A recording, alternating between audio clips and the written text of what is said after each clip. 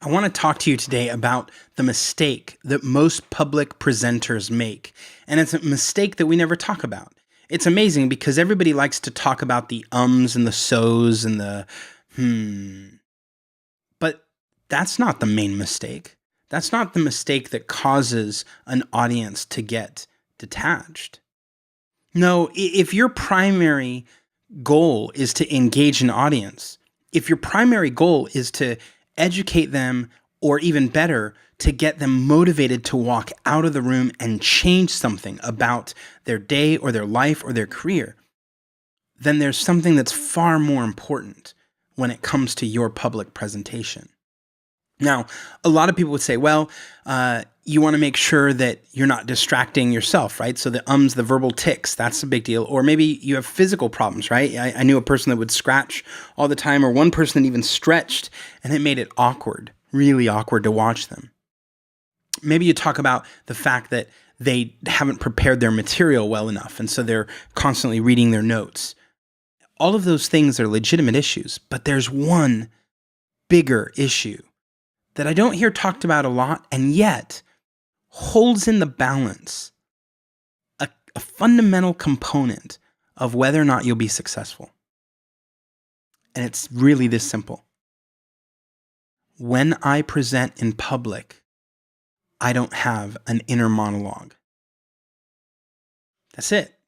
And here's the thing, right? I've listened to presenters talk about presenting. I've read tons of books on presenting, and almost no one has ever talked about this notion of killing the inner monologue.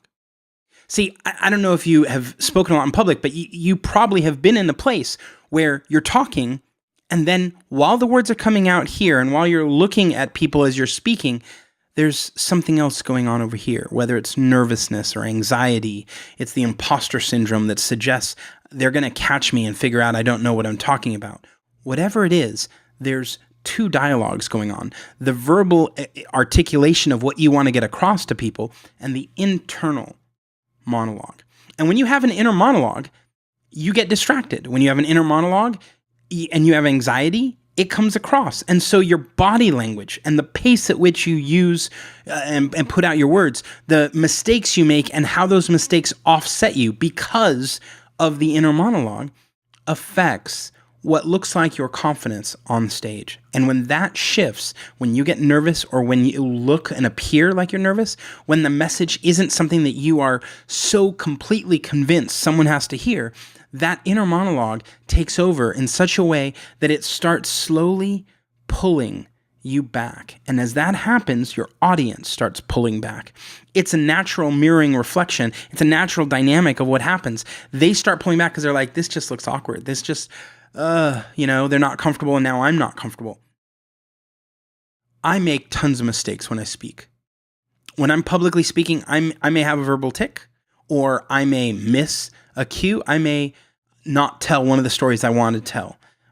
There's a lot of different ways I may make a mistake. But if I step on the stage and know that the message I have for people is absolutely the most important thing they need to hear that morning, if the message I have is so clear to me that it's so critical that it has to get out, I'm willing to deal with any foible. I'm willing to deal with any mess up. I'm willing to not have a perfect talk if I don't have that inner monologue. Because if I have the inner monologue, then it's starting to go, wait, that wasn't the way you were going to say it, or you missed that one. Remember you were going to have that quotable line?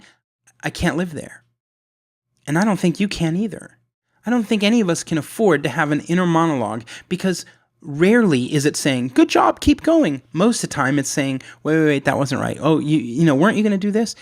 You have to silence the inner monologue. When I step on the stage, there is nothing that's going on inside. In fact, almost 100% of the energy starts from right, at the forefront or the facade of my body, the very beginning, the front-facing part, and all the rest of the energy is out there in the audience. And I'm interacting with the audience, and I'm working with them, and I'm getting my message, and I believe 100% that the thing that I have to share with them is critical. It's important. It's potentially work-changing or life-changing. It's essential stuff. And because of that, I may mess up something here or there. I may say the wrong word, and I'll just have to circle around it and keep going. But I'm motivated by my objective, my goal, which is to share that information. And what I'm not doing, I'm not talking to myself inside my head. I'm not letting myself get distracted. I'm not going, hey, wait, they stopped looking at me. Maybe they're not so engaged. Okay, what do I need to do to... No. This is part of what happens when you do it often. This is part of the reason I tell people, just speak and keep speaking. Just go and speak anywhere you can. Sign up to speak, volunteer to speak, step into places where you can speak. Because the more you do it, the better you get at silencing the inner critic. Silencing or killing the inner monologue. You just turn it off. And so I get on stage and there's silence and I'm not thinking about anything. I'm just going to talk to you about what I have to share. And I have a rough outline of how I'm going to play it out. I'm not worried about every specific word. I never script it out because a public speech is a verbal articulation of a set of ideas. It's not a written articulation that we memorize and then regurgitate. And you can tell the difference between those two. The old bards, the old storytellers of old, they learned how to tell the stories. They didn't write the stories and memorize stories and then repeat the stories. They told the stories. And in fact, even as they were telling, you'd listen to these guys that would tell stories, and every night the story would be slightly different. But it was because of who was in the audience and something that they knew had happened, some way they could connect it up, some way to make a funny out of this thing.